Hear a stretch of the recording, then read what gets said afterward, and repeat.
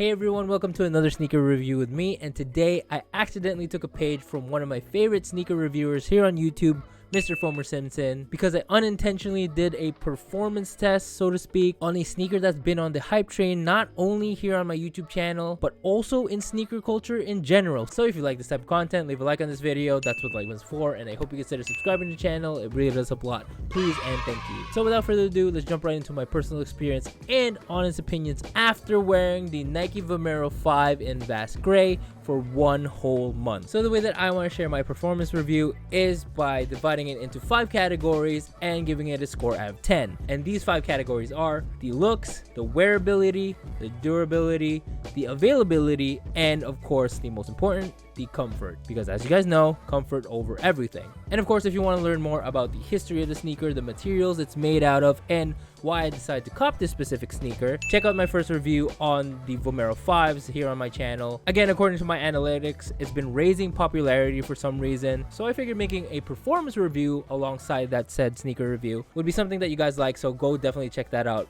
after this one. So starting off with the look, I personally gave it a 7 out of 10, and that score might honestly vary between the colorways, although I don't necessarily have a colorway that I hate, but specifically for the Vast Grays, which I personally believe is the best colorway to come out so far. Maybe second would be the Proton Blue Glow in the Dark colorway. On the overall aesthetic of the shoe, it just follows that dad shoe style that a lot of people have been into lately. Very retro looking shoe. It's on the wider side, so if you're a big fan of stuff like New Balances, which of course have also been on the rise lately, these are also a great substitute to that. It has a very sporty look, which I personally don't hate, but I think in the other colorways, especially the more general release colorways, you definitely have to pick and choose the style that you're gonna wear it with. But I think with most outfits and situations, given that it is a very neutral color, I think it's very easy to coordinate with your outfit depending on the day. But unless it's more casual or of course more sporty, I think you'll have a harder time trying to style it with anything else. So, which is why I put the Vast Gray specifically in a 7 out of 10 range. Now for the wearability, for those who were confused on why looks and wearability is different, this category I put in because basically I tested this in very different situations. So I tested it as a daily driver, I tested it as an all-day walker, I tested it as a gym rat, running shoe, so on and so forth. I give the shoe maybe an 8 out of 10, tipping towards a 9, but more, I think 8 would be the safer bet, because you won't be able to wear this in almost all situations, especially for number 1, when it rains, because it is a very ventilated sneaker. As you can see with the mesh and the holes right there, water will get into your shoe very easily. And number 2, which I probably don't think a lot of you would be wearing this shoe for, is going to the gym, specifically weightlifting, because of the Nike Zoom cushion right here. It's a very soft shoe, as you can see on screen. I had the shoe on going to the office, and then I decided to have a quick gym session, and I didn't want to bring 2 different shoes, so I decided to maybe why not try them on in the gym. And when I deadlift, usually I go barefoot, but because at this specific situation I was in a public gym for the first time in a while and didn't want to go either socks because I couldn't grip the floor, and I didn't want to go barefoot because that's kind of gross, so I decided to just keep the shoes on. Again, wouldn't recommend it for heavy lifting like that because of the cushion being very spongy, being very soft. You wouldn't be able to generate as much power as if you were barefoot or had a more flatter sole or harder sole, in my opinion. Other than that, again, I wore it for a month straight, didn't have any issues whatsoever, hence the 8 out of 10. Next would be durability, which I think I would be giving a 7 out of 10. As you can see on screen, this is probably one of my biggest issues with the shoe, is the quality of the materials, I guess. As you can see right here in the leather spots, well, I actually don't know if it's leather or like plasticky. After a while, after walking in it a bunch, you'll start to see wrinkles like that right there. You'll start to see some wear and tear. It's very easy to see, especially in the gray colorway.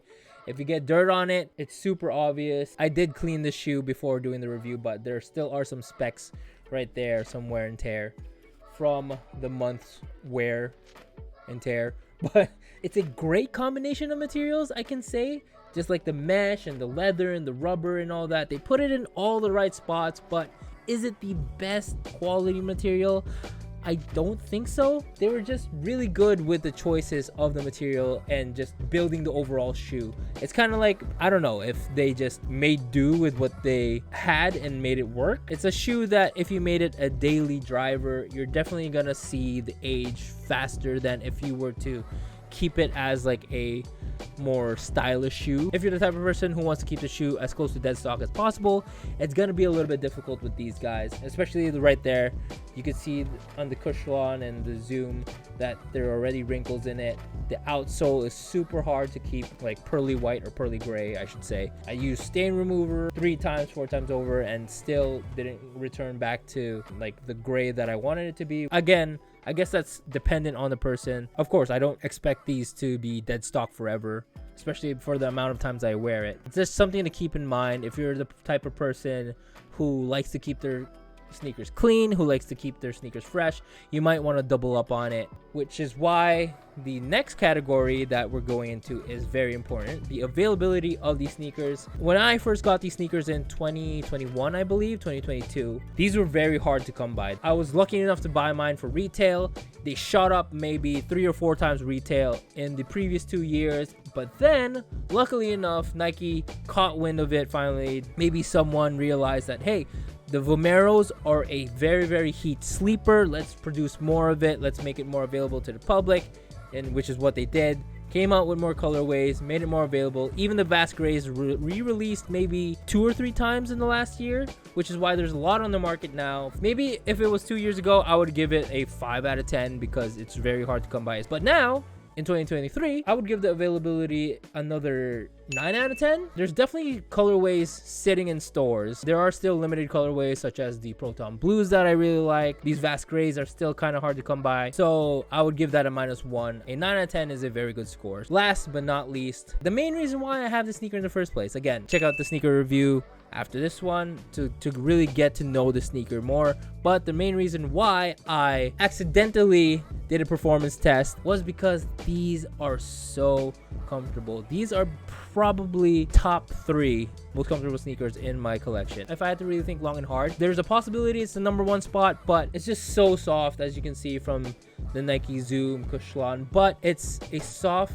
that has some sort of hold to it, or it's a very solid soft, if you understand what I'm trying to say. It's not like the Boost that kind of bottom out, that's too soft, or Nike React Prestos that after some time it kind of feels like you're not stable enough, or that you don't have the grip on the ground. It's like the perfect combination between the two. You have the very grippy outsole, the Duralon BRS 100 rubber, plus the comfort, the cushion of the Nike Zoom, and the breathability, the ankle padding, the softness and the lightness of the material. It just makes it the perfect shoe. That alone is a reason for you to cop the sneakers. If you've been thinking about it, just go to a store, try it on, and I guarantee you're gonna want to pull the trigger on the spot. Comfort is 10 out of 10. Actually, this sneaker is what I expected New Balance 990s to feel like, but these blow 990s out of the water, in my opinion. So I've just recently copped a 990 V4, which is a crowd favorite, I believe, and this specific sneaker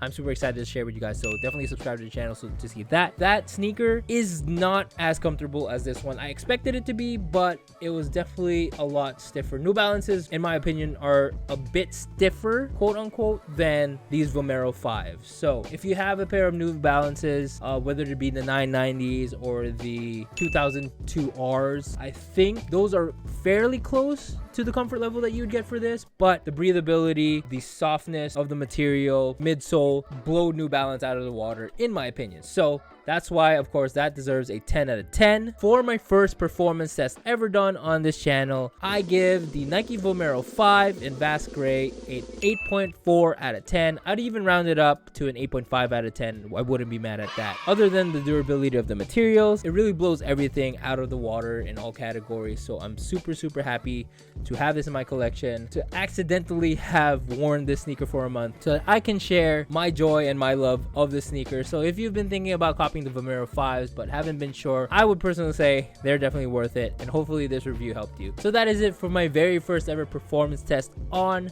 the Nike Vomero 5 in Bass Gray. Let me know what other sneakers I should do a performance test on in the comments down below. I love conversing with you guys there. Follow me on Instagram at @albperalta. I'm a bit more personal there. I post stories almost every day, and I post there when I have a new YouTube video out, so that's one way to get notified. Other than, of course, subscribing to the channel, guys. It really does help a lot. And check out the other videos on my channel. As the banner says, I have anything in between on there. That is it for this video. I hope you all enjoyed it. Thank you all for watching, and I'll see you guys when I see you.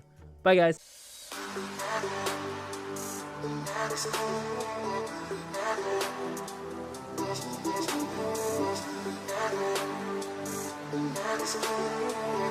Never